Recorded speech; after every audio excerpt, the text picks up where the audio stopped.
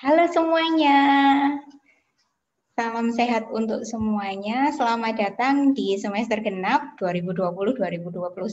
Nah, kali ini saya sebagai pengampu mata kuliah psikologi klinis, kenalan dulu. Pasti sudah kenal sih, walaupun kita belum pernah bertatap muka ya untuk mahasiswa yang semester 2 ya. Saya Bu Robik, nanti akan belajar bersama kalian selama 14 pertemuan ke depan di mata kuliah psikologi klinis. Nah, bagi teman-teman yang berminat nanti setelah lulus untuk bekerja di bidang klinis, ini adalah pintu awal teman-teman untuk mempelajari gangguan klinis, asesmen klinis, dan juga intervensi klinis. Jadi saya harap teman-teman bisa menikmati perkuliahan ini mulai dari pertemuan pertama ini sampai dengan pertemuan ke-14 sampai bulan Juni nanti gitu. Nah, untuk itu sebelum kita belajar lebih jauh tentang psikologi klinis, kita akan kenalan dulu, masa orientasi dulu terkait dengan apa yang dipelajari di mata kuliah psikologi klinis, capaian pembelajarannya apa, nanti tugas-tugas selama 1 semester ini ngapain aja, terus habis gitu terkait dengan overview total saja gitu. Nah, untuk itu kita belajar dulu seperti biasa, seperti semester lalu. Platform kita untuk belajar kita tetap menggunakan Bella, dan juga nanti teman-teman bisa akses video orientasi dan video materi-materi yang terkait dengan psikologi klinis nanti bisa diakses di YouTube gitu ya.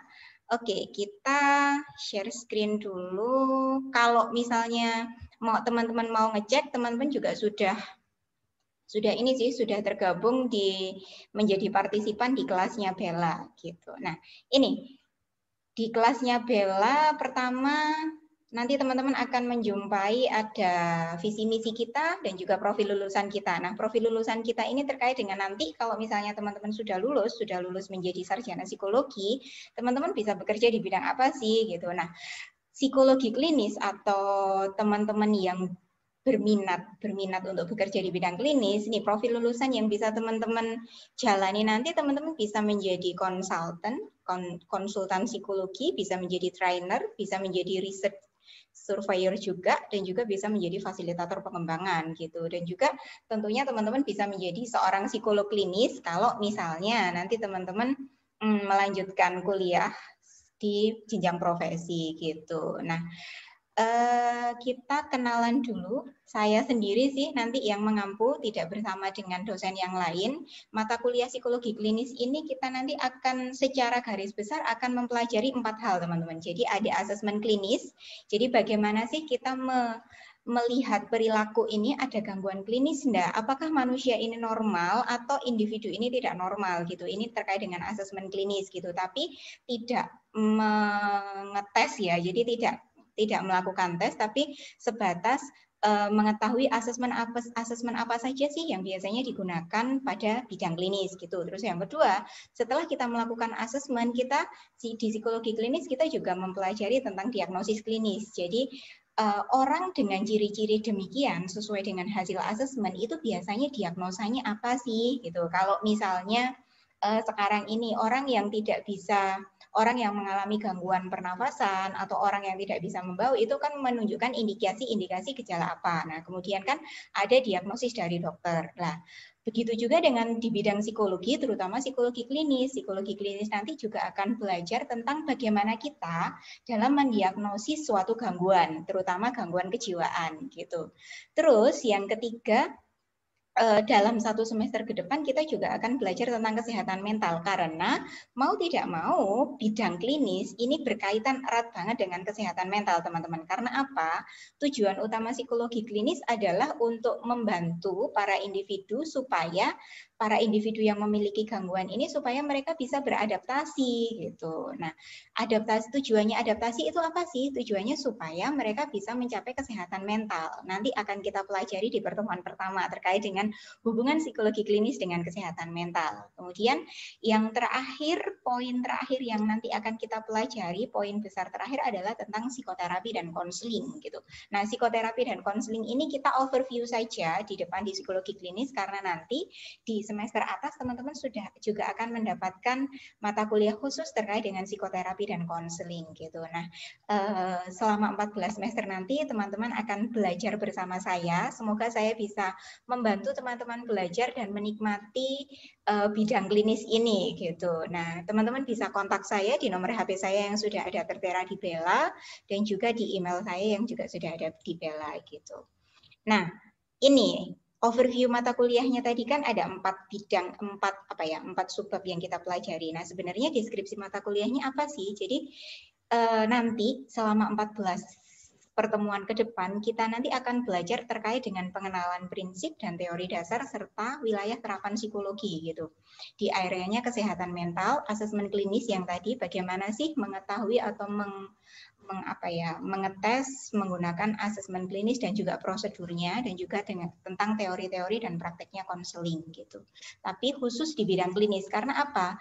Psikologi ini memiliki 4 bidang teman-teman. Jadi 1 bidang klinis yang nanti akan kita pelajari selama 14 pertemuan ke depan, kemudian ada bidang perkembangan, kemudian ada bidang industri organisasi, kemudian ada bidang sosial gitu. Jadi bagi teman-teman yang suka terkait dengan gangguan-gangguan psikologis, teman-teman bisa menikmati mata kuliah ini gitu. Nah, untuk referensi yang kita gunakan selama 1 semester ke depan ada 3 referensi. Kalian bisa pakai punyanya bukunya Nitzel,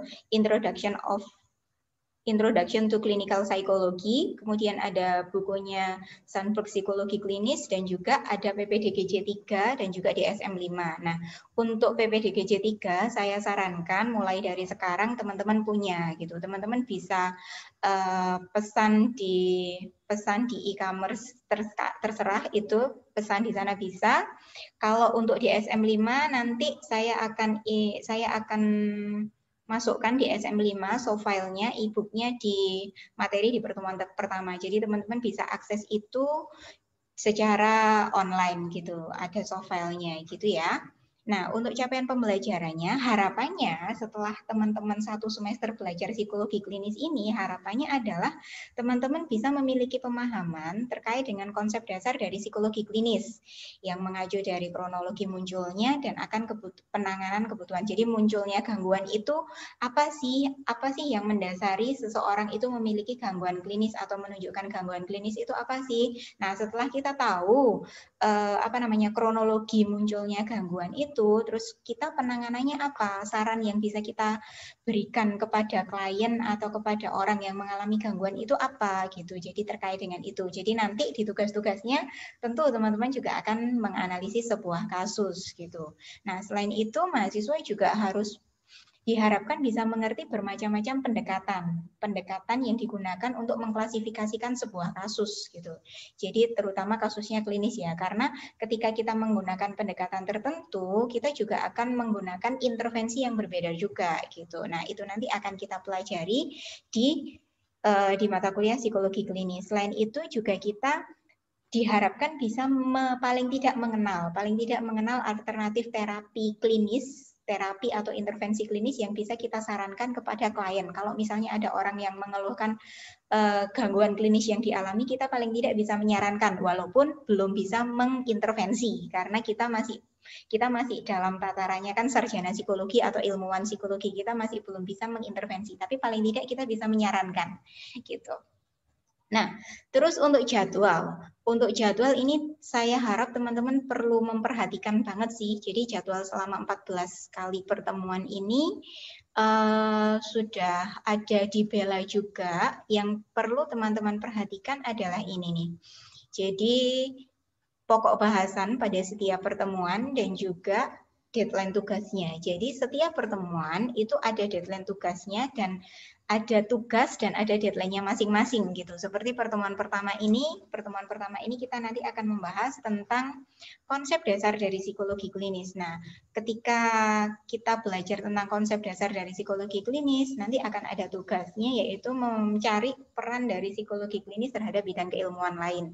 Nah, sudah ada deadline-nya juga, jadi saya sudah tulis deadline-nya di jadwal ini. Jadi teman-teman mungkin bisa screenshot supaya teman-teman nggak lupa ya terhadap jadwal di psikologi klinis itu. Begitu juga dengan pertemuan-pertemuan selanjutnya gitu. Nah, kita nanti akan ada tugas-tugasnya ya. Yang pertama ya biasa tugas di online text di Bella, kemudian akan ada tugas analisis fenomena juga, analisis kasus, dan teman-teman juga akan mendapatkan tugas kita belajar mencoba mendiagnosis secara multiaksial menggunakan pedoman diagnosa.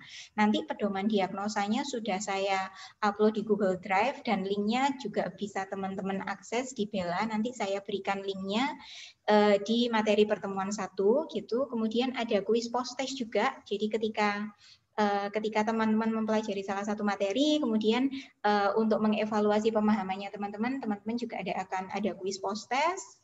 Kemudian pada akhir pertemuan setengah semester pada pertemuan ke-7 teman-teman akan ada kuis besar. Ini kuis besar ini kuis 1 ini adalah kuis yang materinya nanti pertemuan 1 sampai pertemuan 6 gitu. Jadi pertemuan 1 sampai pertemuan 7, pertemuan 1 sampai pertemuan 7 nanti akan ada kuis. Kuisnya modelnya juga sama seperti mata kuliah sebelumnya gitu. Kemudian kita ada UTS, UTS-nya nanti sesuai jadwal. Jadi antara tanggal 22 sampai tanggal 31 Maret. Ujiannya nanti kita close book. Jadi ujian close book. Terus kuisnya soalnya ada di Bella gitu. Jadi teman-teman bisa tinggal akses juga. Kemudian setelah itu pertemuan ke-8 sampai ke-14 kita akan lebih membahas ke bidang-bidang cabangnya dari psikologi klinis. Jadi psikologi klinis ini kan merupakan cabang dari psikologi dan mereka punya branch lagi, punya cabang lagi gitu. Nah, kita nanti akan membahas itu di pertemuan ke-8 sampai 14. Kemudian tugas-tugasnya juga ada beberapa dan kita sampai tugas finalnya yakni merancang intervensi gitu. Nah, untuk jadwal ini beberapa juga akan ada pertemuan lewat video conference, entah nanti mungkin pakai Zoom atau pakai Google Meet.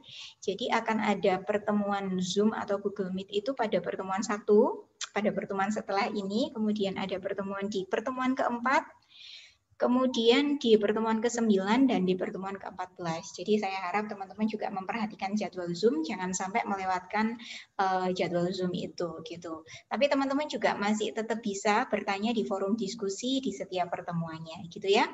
Nanti kalau misalnya ada beberapa hal yang perlu dipertanyakan, teman-teman bisa tanya di forum diskusi atau ketika di Zoom bisa atau di grup WA yang sudah kita bikin gitu. Nah, untuk sistem penilaiannya, dalam satu semester ini teman-teman ada 4 penilaian sih. Jadi ada yang masing-masing bobotnya sama, jadi masing-masing bobotnya sama 50% semua. Jadi akan ada 3 penilaian utama, yakni ada STS, SAS, dan ini nanti NAS ini adalah nilai akhir yang teman-teman jumpai ketika teman-teman terima KHS gitu, entah nilainya A, B, C, D, E atau semacam itu, ini NAS-nya gitu. Nah, untuk mendapatkan skor STS atau skor tengah semester ini adalah akumulasi dari tugas yang teman-teman kumpulkan dari pertemuan 1 sampai pertemuan ke-7 dan juga ditambah dengan skornya waktu teman-teman UTS gitu. Jadi dari tugas 1 sampai 7 dan skor UTS yang masing-masing bobotnya 50% nanti akan menghasilkan STS atau skor tengah semester gitu. Kemudian untuk yang SAS ini adalah akumulasi dari tugas pertemuan ke-8 sampai tugas pertemuan ke-14 dan juga tugas UAS gitu. Jadi nanti akan ada itu diakumulasi di rata-rata yang masing-masing bobotnya 50% gitu. Nah, dari hasil STS sama SAS ini yang masing-masing di persentase 50% nanti akan terbentuklah NAS, nilai akhir semester. Nilai akhir semester ini nanti yang akan muncul di KHS-nya teman-teman gitu. Nah, teman-teman akan mendapat nilai A jika teman-teman nilainya itu angkanya lebih dari atau sama dengan 80. Nanti teman-teman dapat A.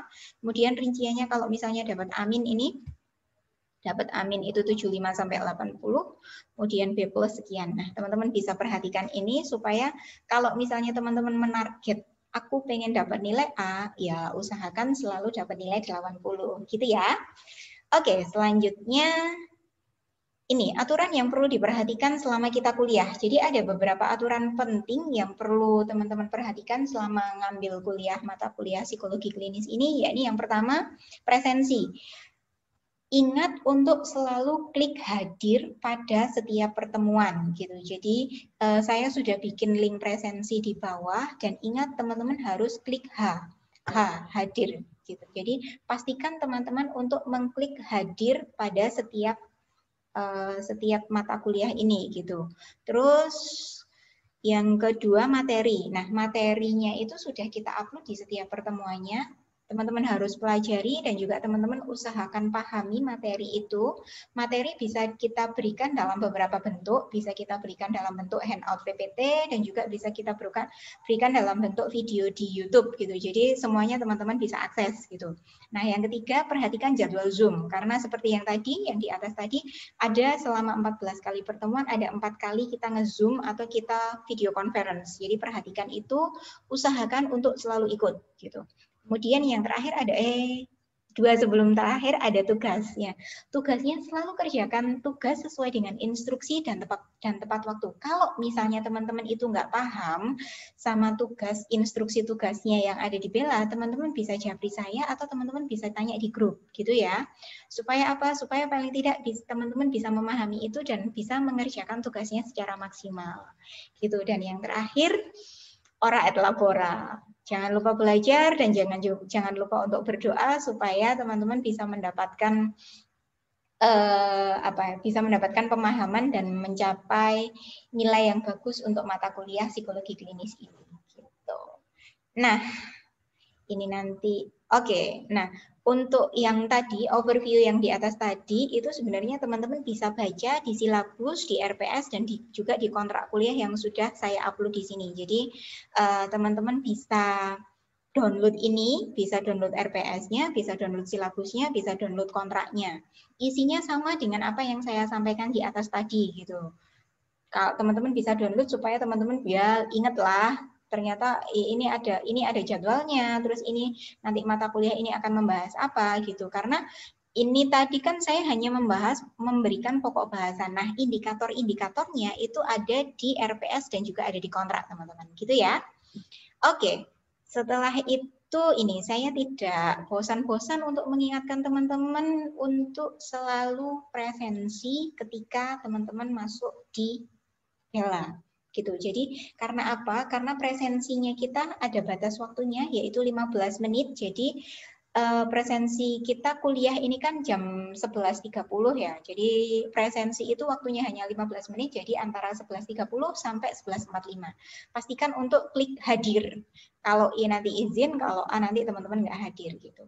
Dan juga pastikan teman-teman centang pada bagian bawah untuk setiap presensi gitu. Nah, saya sudah siapkan 2 presensi, yakni presensi 1 dan UTS dan juga presensi 8 dan UAS. Teman-teman nggak perlu ngeklik ini karena di bawah sudah ada. Jadi di bagian bawah di setiap pertemuan nanti akan ada untuk klik presensi. Jadi akan ada linknya, teman-teman tinggal klik linknya ini langsung ngelink ke presensinya, semacam itu. Gitu ya. Nanti kalau misalnya ada beberapa yang perlu ditanyakan terkait dengan tugasnya, terkait dengan topik bahasanya, atau terkait dengan indikatornya, atau terkait dengan sistem penilaian dari mata kuliah psikologi klinis ini, teman-teman nanti bisa tanyakan di forum diskusi gitu, atau juga bisa tanya di grup. Nah, itu saja overview dari saya terkait dengan orientasi kuliah dari mata kuliah psikologi klinis. Nah, untuk itu kita lanjutkan ke agenda berikutnya. Agenda berikutnya yaitu di pertemuan 1. Nah, di pertemuan 1 ini kita nanti akan membahas 3 hal, teman-teman. Jadi, sesuai dengan jadwal yang ada di atas tadi, Senin 1 Februari, kita nanti pokok bahasanya adalah tentang konsep dasar dari psikologi klinis. Kita kenalan dulu, psikologi klinis itu apa sih? Gitu. Nah, kita nanti juga akan ada Zoom meeting, jadi setelah ini teman-teman bisa jumpa lagi dengan saya di Zoom meeting. Kemudian ada tugasnya yakni kita teman-teman mendapatkan tugas mencari peranan dari psikologi klinis dalam bidang keilmuan lain. Nah, deadline-nya karena ini tanggal 1, deadline-nya 3 hari, nanti tanggal 3 Februari teman-teman kumpulkan gitu. Nah, indikator untuk pertemuan ini kita bahas tiga subbab, yakni tentang definisi psikologi klinis dan juga kesehatan mental. Kemudian kita bahas tentang sejarah psikologi klinis dan juga kita bahas tentang psikologi klinis dalam bidang keilmuan lain, semacam itu. Nah, Oke, kita materinya sudah ada di sini. Kemudian untuk Google Drive-nya nanti akan saya linkkan di sini juga. Cuma ini internetnya masih agak up and down, jadi nanti akan saya linkkan. Kita bahas dulu, kita belajar dulu di pertemuan pertama ya. Pertemuan pertama agendanya sudah kita bacakan tadi. Oke, sebentar. Kita buka PPT-nya dulu.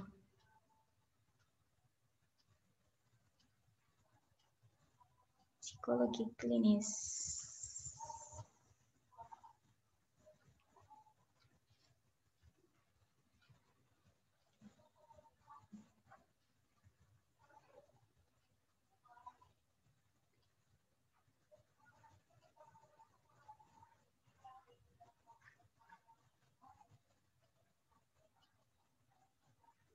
Oke. Nah, di pertemuan satu ini kita nanti akan membahas tentang, sudah kita bahas tadi di atas ya, ini sama aja. Nah, kalau misalnya, sebelum kita membahas tentang pengertian ya, sebelum kita membahas tentang pengertian, ada empat buku wajib yang perlu teman-teman punya dan perlu teman-teman tahu ketika teman-teman nanti mau ngambil mata kuliah psikologi klinis gitu. Jadi ada empat buku wajib. Empat buku wajib ini merupakan pedoman diagnosa yang digunakan oleh para psikolog untuk mendiagnosa gangguan klinis atau gangguan mental gitu. Nah, buku yang pertama adalah ini, DSM-5. Diagnostic and Statistical Manual of Mental Disorder. Nah, ini saya sudah punya soft file-nya dan sudah saya taruh di Google Drive. Nanti teman-teman bisa akses soft file-nya. Saya di sana ada 2 DSM. Jadi DSM-5 ini adalah Diagnostic and Statistical of Mental Disorder yang sudah revisi 5 kali. Pertama kali diterbitkan kalau nggak salah tahun 90-an something gitu. Nah, ini sudah revisi kelima yang paling baru.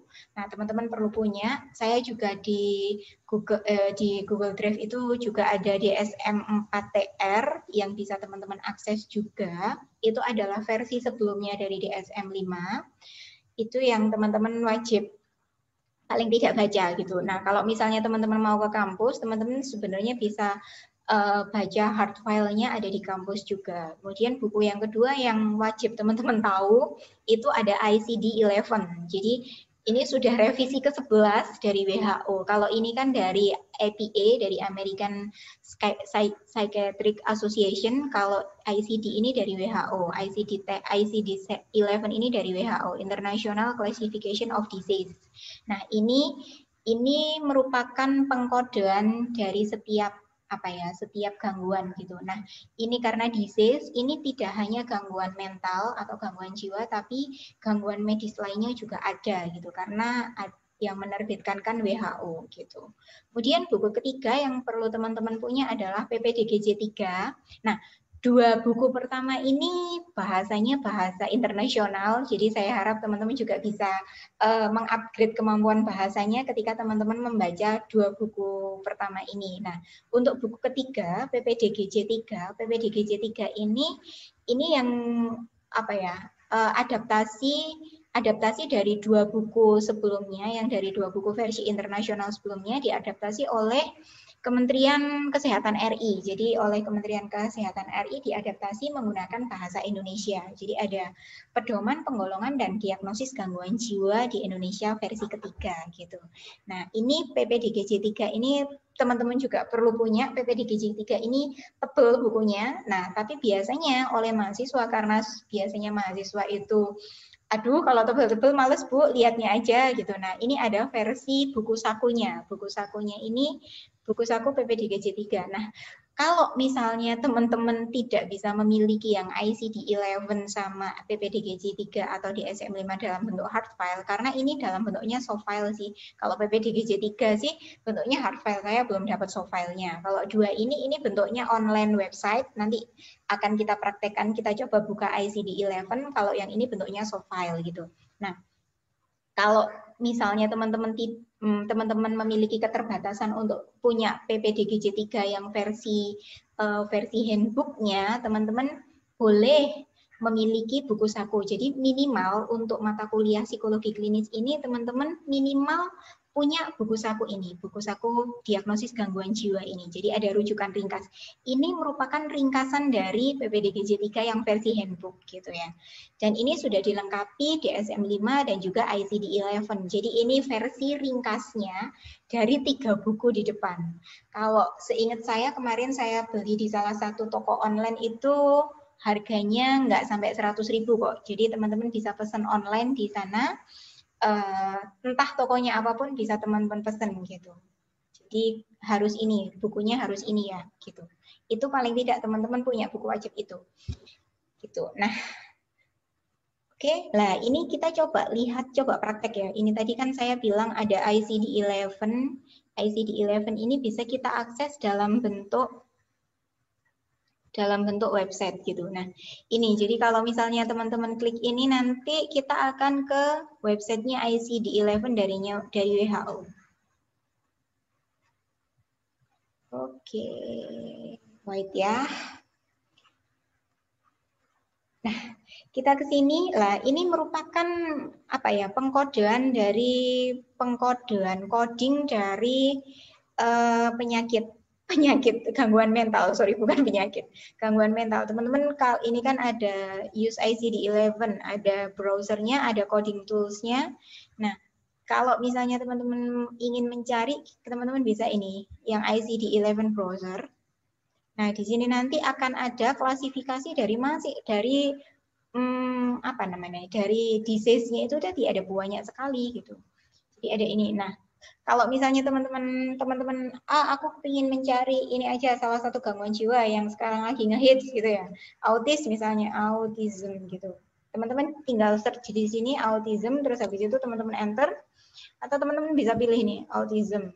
Nanti akan sudah muncul deskripsinya dari autism itu apa, terus habis itu kodenya juga muncul kodenya. Karena gini, seperti pengkodean yang lain. Jadi kode penyakit itu ada teman-teman. Jadi autism itu di ICD-11 itu kodenya 6A02 gitu. Nah, begitu juga dengan di PPDGJ 3. Nanti akan ada kodenya masing-masing gitu. Nah, di sini sudah ada deskripsinya autis itu apa sih? Dan ini dari sumber yang terpercaya. Jadi saya harap kalau misalnya nanti teman-teman cari atau browsing terkait dengan mata kuliah psikologi klinis, cari sumber-sumber yang terpercaya semacam ini kalau carinya dari internet gitu ya.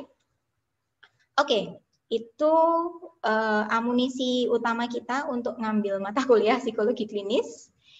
Kita lanjutkan ke pembahasan berikutnya. Kita lanjutkan ke kenalan psikologi klinis. Nah, sebenarnya psikologi klinis itu apa sih gitu?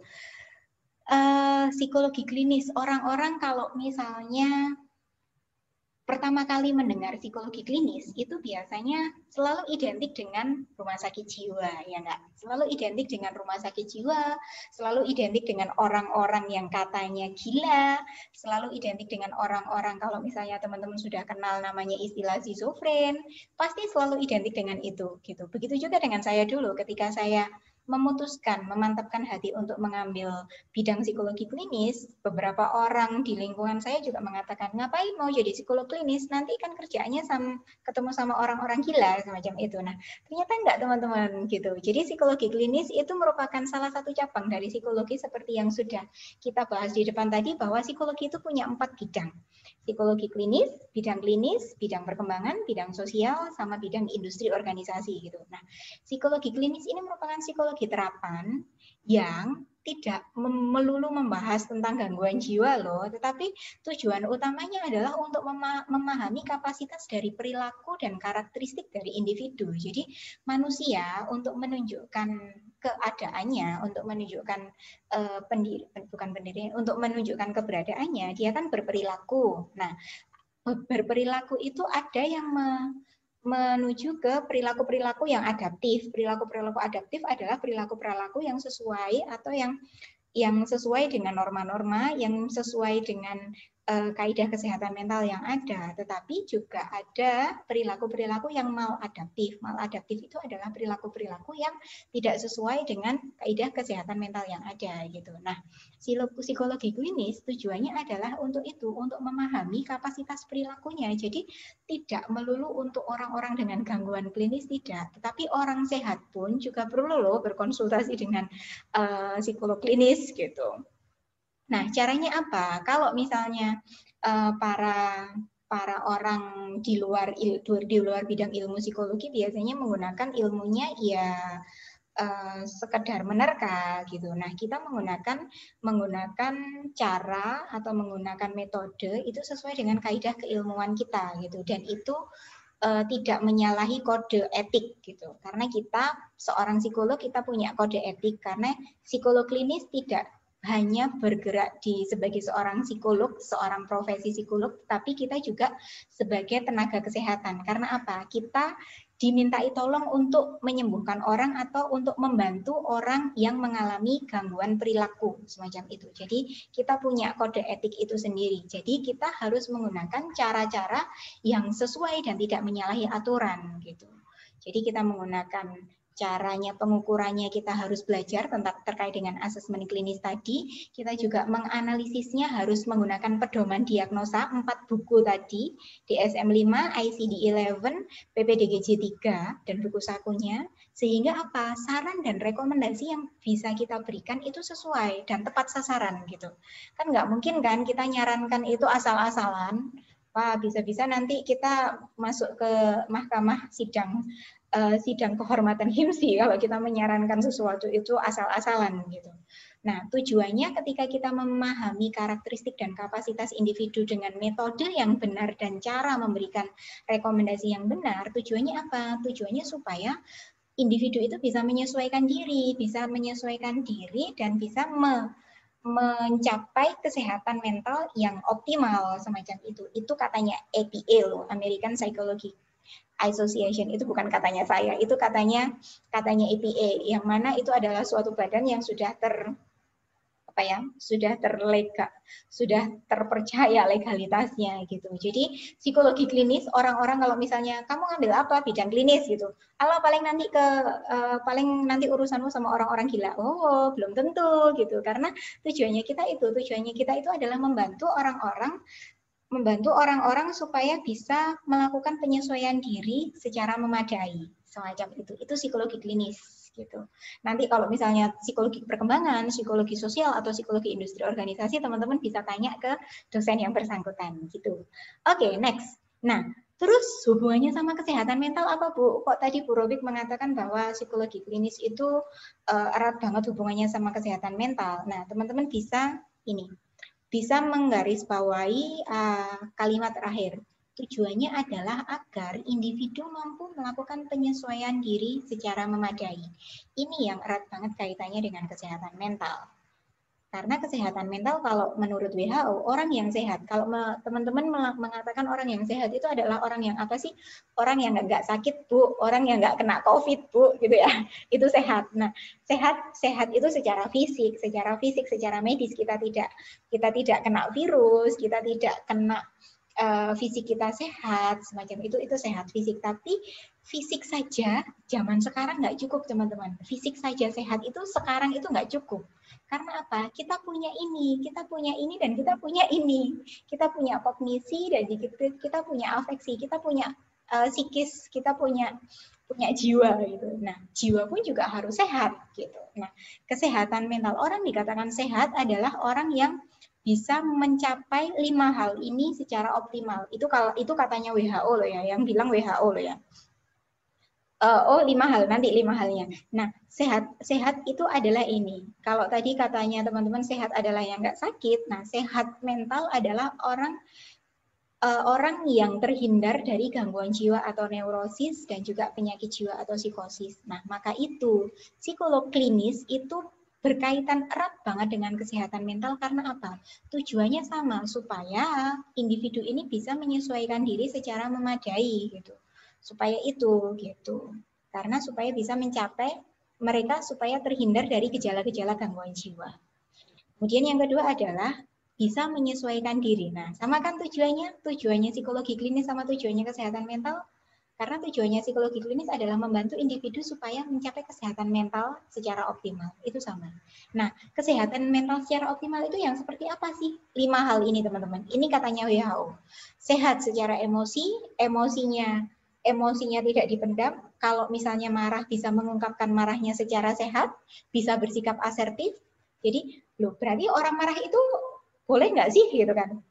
Marah, siapa yang melarang orang marah? Hanya saja kalau marahnya itu harus sesuai, marahnya itu harus adaptif. Jangan sampai mengungkapkan marah secara maladaptif karena itu merugikan. Itu yang pertama, emosi. Bisa mengontrol emosinya, bisa meregulasi emosi atau mengelola emosinya. Kalau misalnya marah juga marah sewajarnya, sedih juga sedih sewajarnya. Karena apa? Emosi ini nggak cuma sekedar marah, teman-teman. Emosi itu ada cinta. Kalau merasakan cinta ya juga cinta sewajarnya. Jangan sampai baper dan bucin gitu. Kemudian emosi itu marah, sedih, apalagi marah, sedih, emosi cinta, emosi senang. Nah, hal-hal yang semacam itu. Orang dikatakan sehat secara mental adalah orang yang bisa mengontrol emosinya dengan baik. Jadi emosi-emosinya bisa dikontrol dengan baik gitu. Kemudian sehat secara sosial. Sehat secara sosial ini terkait dengan hubungan interpersonal kita dengan orang lain. Kita bisa berinteraksi sosial dengan baik dengan keluarga, dengan diri sendiri terutama. Yang pertama dengan diri sendiri, dengan keluarga, kemudian dengan lingkungan yang lebih besar dari keluarga, dengan sahabat, dengan teman, atau juga dengan masyarakat. Begitu, itu sehat secara sosial. Kemudian yang ketiga adalah sehat secara spiritual. Karena apa? Seperti yang kita katakan tadi, bahwa sehat itu nggak melulu sehat fisik saja gitu. Nah, kita juga punya iman gitu. Nah, sehat secara spiritual adalah memiliki hubungan yang baik antara manusia, antara diri kita dengan zat yang menciptakan. Entah itu apapun kepercayaannya. Kalau misalnya percaya sama yang sama dewa-dewa, ya percaya dengan itu, memiliki hubungan baik dengan dewa-dewa. Kalau percaya dengan Tuhan yang lain juga silahkan semacam itu, memiliki hubungan baik dengan zat yang menciptakannya, apapun itu, apapun agamanya, itu sehat secara mental. Begitu juga dengan kepercayaan, karena sekarang tidak hanya agama, ada juga kepercayaan gitu.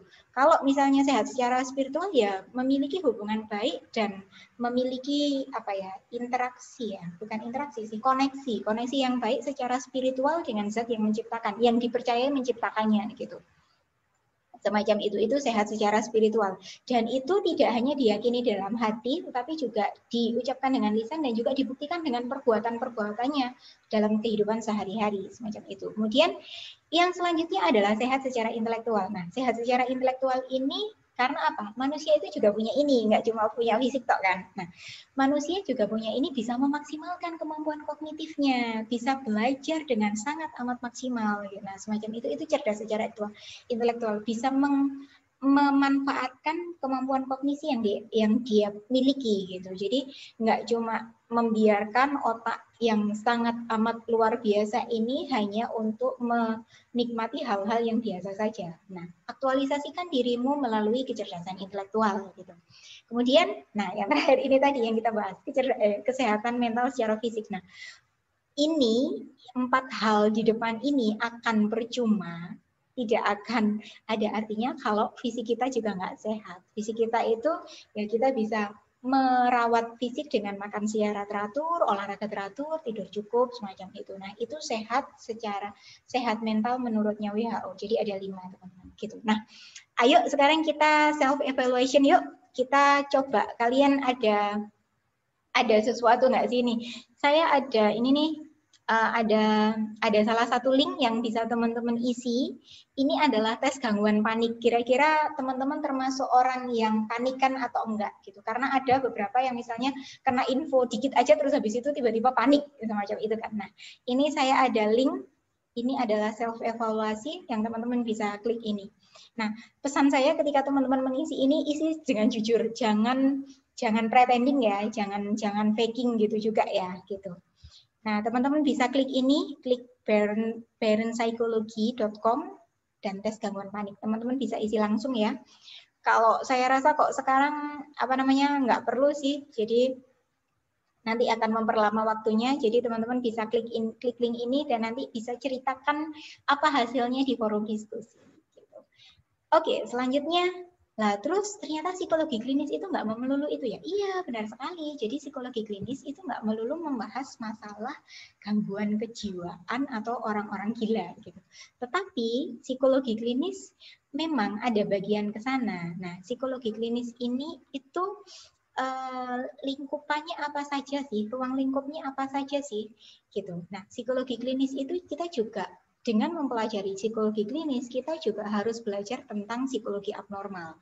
Di mana psikologi abnormal adalah lebih membahas ke abnormalitas dari seorang individu. Jadi orang-orang dengan gejala-gejala abnormal atau perilaku abnormal itu apa?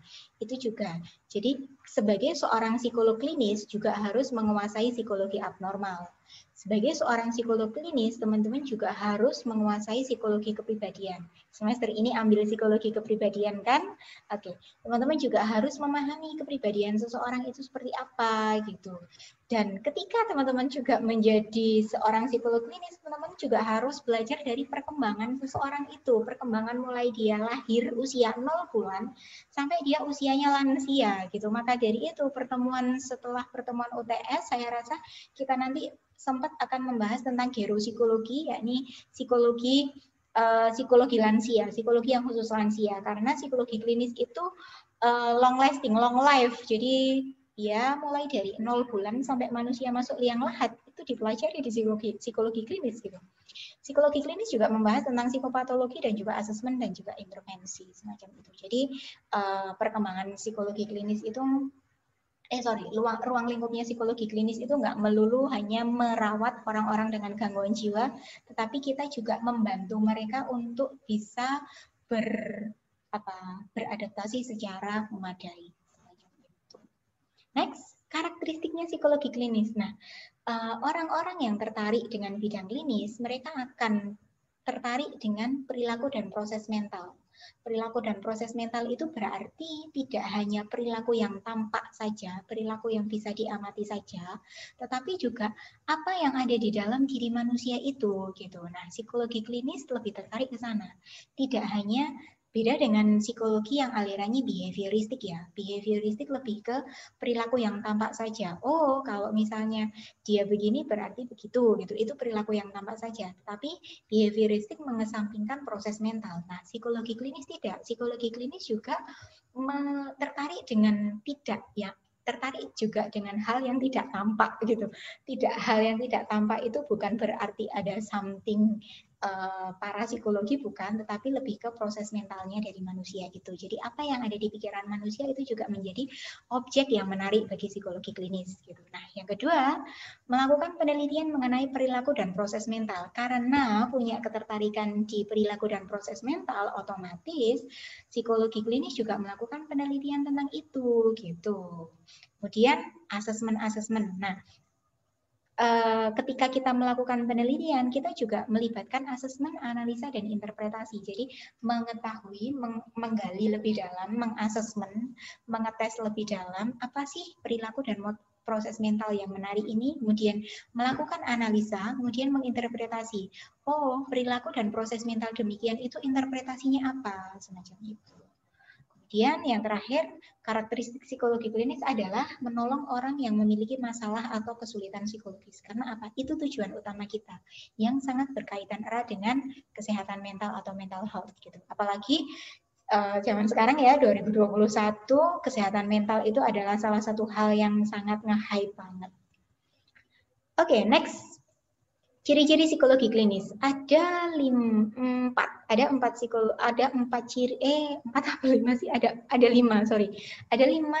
ciri psikologi klinis yang perlu kita pahami ketika kita memutuskan memantapkan diri untuk mengambil mata kuliah ini gitu. Jadi yang pertama adalah orientasi ilmiah profesional.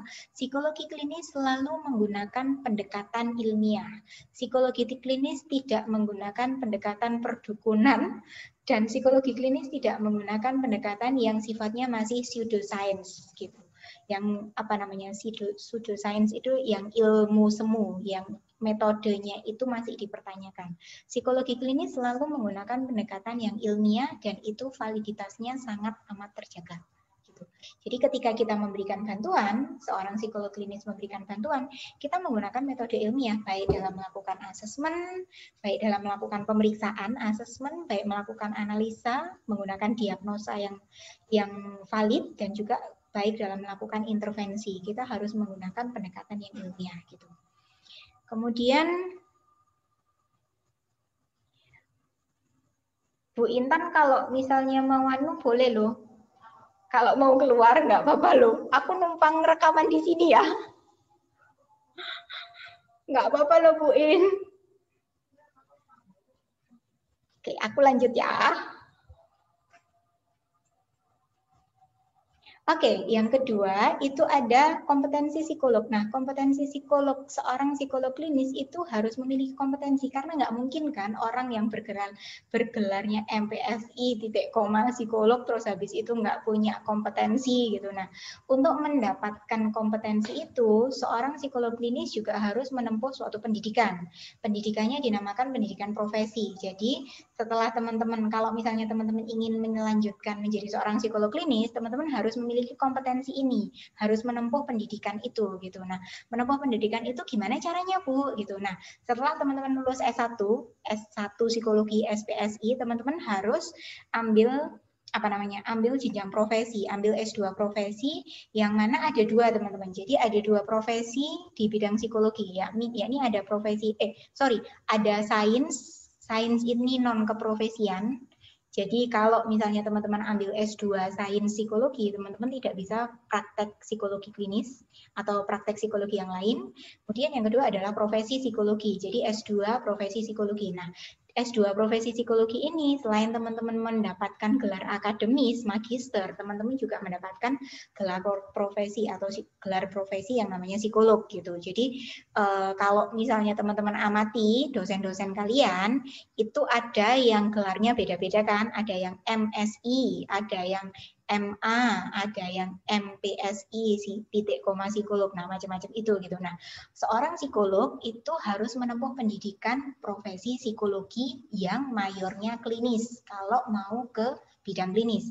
Lalu kalau misalnya saya mau ke bidang yang lain, boleh. Di sana ada 4 bidang mayor itu, tergantung dari universitasnya sih. Jadi ada yang klinis, ada yang pendidikan, industri organisasi gitu, semacam itu. Jadi istilahnya kalau di medis itu kan dari dokter umum itu ambil spesialisasi. Nah ini kita sama juga. Jadi dari S1 psikologi yang dari umum kita harus ambil spesialisasi bidang apa? Bidang klinis kah? Bidang industri organisasi kah? Bidang perkembangan kah? Bidang sosial kah? Atau bidang pendidikan kah? Semacam itu. Begitu juga seperti IDI sih, Ikatan Dokter Indonesia itu kan harus ambil spesialisasi, ada yang SPA, yang spesialis anak, ada yang SPKK, spesialis kulit dan kelamin, ada yang SPDV, macam-macam kan, SPOG, nah semacam itu, macam-macam. Nah sayangnya kalau di bidang medis itu spesialisasinya sudah terlihat kan, SPA, oh berarti ini adalah spesialis anak, gitu. SPKK, berarti ini adalah spesialis kulit dan kelamin, semacam itu kan. Nah, tetapi sayangnya di tempat kita di Indonesia, spesialisasi di bidang psikologi ini masih belum tampak gitu. Jadi mereka gelarnya hanya MPSI titik koma psikolog gitu. Jadi belum tampak spesialisasinya. Jadi kita harus menanyakan spesialisasinya apa, Pak, Bu gitu. Gitu. Jadi beda-beda, kita tidak bisa mengetahui itu. Mungkin nanti next time kalau misalnya teman-teman ambil profesi mungkin akan ada spesialisasi dan itu tercantum di gelarnya gitu. Jadi psikolog anak misalnya, psikolog klinis anak, psikolog pendidikan, terus psikolog industri organisasi semacam itu. Tapi sayangnya di Indonesia belum ada nomenklatur gelar semacam itu. Tetapi untuk menjadi seorang psikolog teman-teman harus ambil kependidikan profesi. Gitu. Kemudian selain memiliki kompetensi seorang psikolog yang harus ditempuh melalui pendidikan profesi, seorang psikologi klinis juga harus memiliki kompetensi klinikus. Klinikus ini itu tadi sih, pendidikan profesi ini kan profesi sebagai seorang psikolog. Nanti seorang psikolog akan mendapatkan surat izin praktek gitu. Selain mendapatkan surat sebutan psikolog atau SSP, teman-teman juga sama seperti dokter, teman-teman juga mendapatkan surat izin praktek psikologi gitu. Nah, tetapi kompetensi psikolog saja itu tidak cukup untuk menjadi seorang psikolog klinis. Teman-teman juga harus memiliki kompetensi menjadi seorang klinikus. Klinikus ini paling tidak harus bisa mengerti kompleksitas alamiah dan transformasi adaptif yang terus-menerus. Karena apa? Manusia yang kita teliti, yang menjadi objek ketertarikan dari psikologi klinis, itu sifatnya sama sekali tidak stagnan. Manusia itu adalah orang yang makhluk yang dinamis, pasti berubah. Nah, kompetensi klinikus kita harus selalu update. Kita terus harus selalu update tentang kompleksitas alamiah dan transformasi adaptif manusia gitu. Karena seperti yang sekarang ini sih, dulu-dulu kita semua secara luring ya. Nah, sekarang enggak. Sekarang kita semuanya secara daring. Nah, semacam itu harus dimiliki seorang klinisi itu harus memiliki kompetensi semacam itu gitu. Nah, kompetensi ini juga bisa diraih dengan cara pendidikan profesi, yakni teman-teman bisa tergabung dalam organisasi profesi khusus untuk psikolog klinis, yakni IPK, Ikatan Psikologi Klinis di Indonesia. Teman-teman bisa tergabung di sana, dan di sana akan ada pendidikan terkait dengan menjadi seorang klinisi, karena seorang psikolog klinis itu tidak hanya sebagai seorang psikolog yang berprofesi sebagai psikolog, tetapi seorang klinisi adalah sebagai seorang tenaga kesehatan juga gitu. Karena apa? Karena ini kita ranah kerja kita ini berkaitan dengan kesehatan. Jadi kita juga adalah seorang tenaga kesehatan juga gitu. Nah, selain itu kita juga memiliki ciri psikologi, yakni ilmiah. Ilmiah ini seperti yang di awal, bahwa kita menggunakan metode ilmiah, yang mana ketika kita menggunakan metode ilmiah itu kita sangat disarankan, sangat amat harus terhindar dari subjektivitas. Jadi ketika kita melakukan asesmen, melakukan pemeriksaan psikologis, itu kita harus objektif dan kita harus valid. Gunakan alat tes yang benar, gunakan metode yang benar, dan terjaga kevalitannya gitu. Kemudian yang terakhir adalah seorang psikolog klinis adalah seorang yang profesional. Layanannya sebagai kemanusiaan. Karena apa? Ingat, kita juga adalah seorang tenaga kesehatan, teman-teman. Gitu. Oke, next. Lumayan banyak ini materinya. Next, konsep pentingnya dari psikologi klinis. Konsep penting dari psikologi klinis ini adalah ada 4 konsep penting dari psikologi klinis. Yang pertama adalah ketika kita menjadi seorang psikolog klinis, kita harus mengintegrasikan antara ilmu yang kita dapat, teori kita, dengan apa yang ada di lapangan, teman-teman. Jadi kita itu nggak semata-mata kerja berdasarkan buku tok. Gitu. Kita nggak mungkin kerja berdasarkan buku. Karena apa? Karena yang kita tangani manusia. Nah, ketika kita menangani manusia, kita juga harus mengintegrasikan ilmu yang kita dapat, teori yang kita dapat dari perkuliahan, juga dengan kasus yang ada di lapangan, dan harus banget memperhatikan kode etik. Karena apa? Karena yang kita tangani ini manusia, gitu. Ketika ada hewan diuji cobakan aja ada kode etiknya, apalagi manusia ketika kita memberikan intervensi kepada manusia gitu kan, pasti ada kode etiknya juga, karena kalau misalnya kita melanggar kode etik kita bisa mendapatkan sanksi gitu.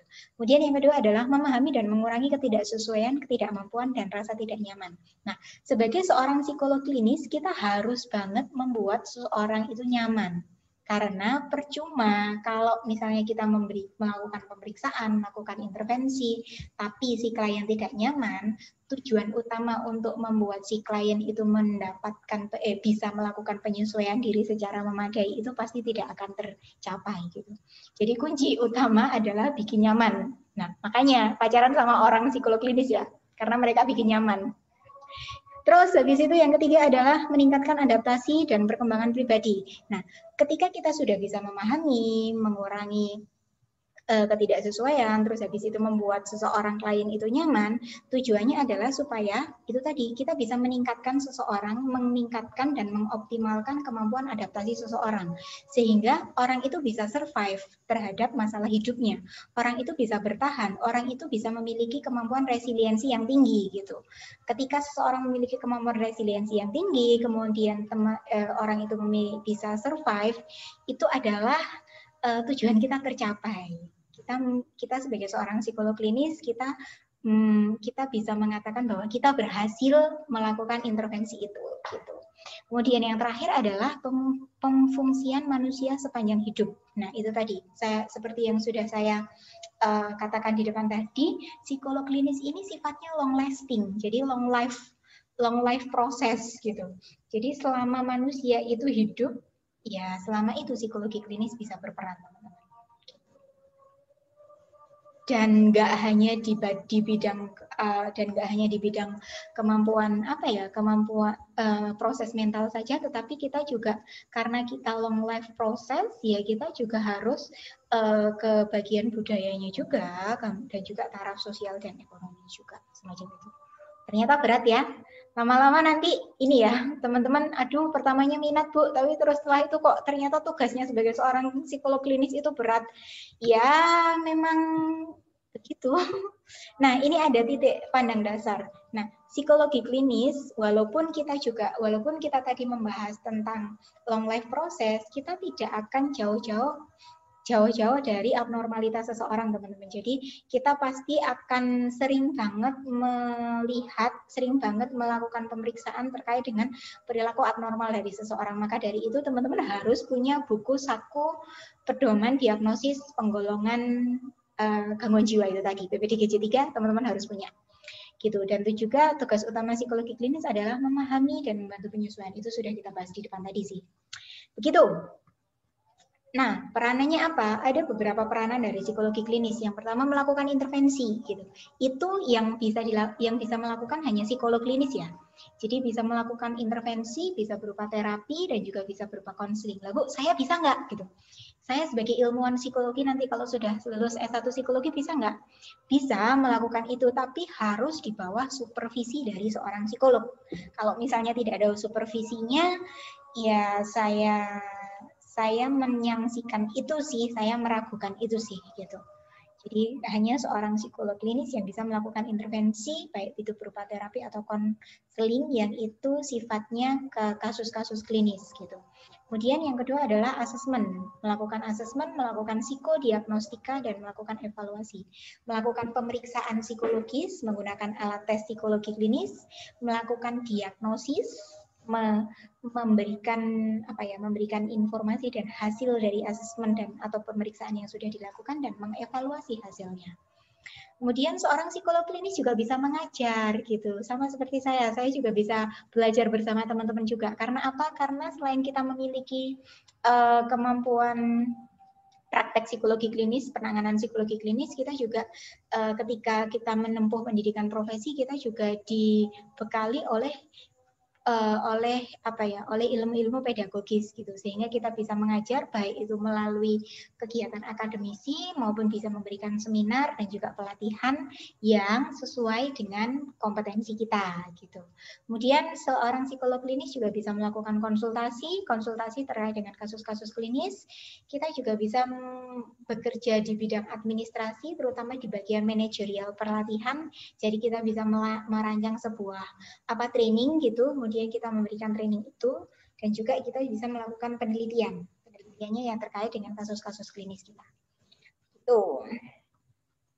Pemahaman akademik ini juga terkait dengan pemahaman menyangkut bidang kepribadian. Maka itu seorang psikologi klinis juga harus menguasai psikologi kepribadian, psikologi perkembangan, dan juga psikologi abnormal. Jadi minimal seorang psikologi klinis itu ya harus menguasai 3 bidang psikologi yang lain, psikologi abnormal, perkembangan, dan juga kepribadian gitu. Nah, kemudian yang kedua adalah pengalaman riset. Pengalaman riset ini merupakan kecakapan dalam penelitian yang bersifat mutlak. Jadi harus seorang psikologi klinis itu nggak oke banget kalau misalnya dia hanya stagnan dan nggak mau update gitu. Dia harus selalu riset terkait dengan perilaku manusia sekarang ini. Karena apa? Karena seperti yang sudah kita bilang tadi, manusia itu adalah orang yang sangat dinamis, individu yang dinamis gitu. Kemudian yang ketiga, yakni seorang psikolog klinis juga harus punya pengalaman klinis. Mereka harus selain punya ilmu atau punya kompetensi teoritis, mereka juga harus menangani klien gitu. Karena percuma kalau misalnya dia punya ilmu tapi tidak pernah dimanfaatkan untuk menangani klien, ya landasan kompetensinya akan kurang gitu. Kemudian juga seorang psikolog klinis juga harus bisa mengenali gangguan-gangguan dan prosesnya bagaimana sih. Nah, itu nanti yang akan kita pelajari selama 14 semester ke depan, teman-teman. Jadi, selama 14 semester ke depan ini kita akan berusaha memiliki kompetensi menjadi seorang psikologi klinis, mencoba memahami gangguan ini munculnya bagaimana, proses diagnosisnya itu bagaimana, semacam itu, dan juga kita kenalan dengan cabang-cabang lain dari psikologi klinis itu, gitu. Oke, selanjutnya ini akan ada, Nah, selanjutnya kita membahas tentang sejarah. Nah, ada 5 periode sejarah dari psikologi klinis. Jadi ada tahun awal, waktu konsolidasi, pertumbuhan pesat, sama perkembangan yang campur aduk sampai sekarang masa mutakhir atau masa depan. Nah, ini karena sepertinya waktunya sangat pendek, jadi lebih baik untuk sejarah psikologi klinis ini bisa teman-teman baca sendiri di Bella nanti. Sudah saya upload materinya di Bella, dan teman-teman bisa ceritakan apa yang teman-teman pahami terkait ketika teman-teman membaca dari sejarah mulai dari periode 1 sampai dengan periode 5 gitu. Penjelasannya sudah ada. Kemudian yang terakhir pembahasan kita adalah peran psikologi klinis dalam bidang keilmuan lain. Nah, ini yang nanti akan menjadi tugasnya teman-teman di Bella. Seorang psikolog klinis ketika dia ditempatkan di bidang industri organisasi, perkembangan, sosial, pendidikan, psikiatri, forensik, dan psikologi positif itu perannya apa sih gitu. Nah, coba teman-teman cari tahu tugas atau peran psikologi klinis di bidang keilmuan yang lain ini, yang nanti bisa teman-teman submit tugasnya itu di Bella gitu. Nah, itu saja materi untuk hari ini dan orientasi yang tadi. Kita ketemu lagi minggu depan tanggal 8 Februari. Kita nanti minggu depan akan membahas tentang paradigma utama dari psikologi klinis. Jadi ada 6 paradigma. Nanti minggu depan kita bahas 3 paradigma awal dulu, yakni psikoanalisis, behavioristik, sama kognitif gitu. Semacam itu, dan sampai ketemu di Zoom untuk membahas materi-materi yang teman-teman belum begitu paham itu. Terus habis itu apalagi ya, ingat untuk mengerjakan tugasnya, peranan psikologi klinis dalam bidang keilmuan lain itu apa saja gitu. Ingat juga nanti tugasnya bisa dalam bentuk online teks di Bella. Terus habis itu tetap sehat, selalu jaga kesehatan, tetap terapkan protokol kesehatan. Sampai ketemu minggu depan, dadah.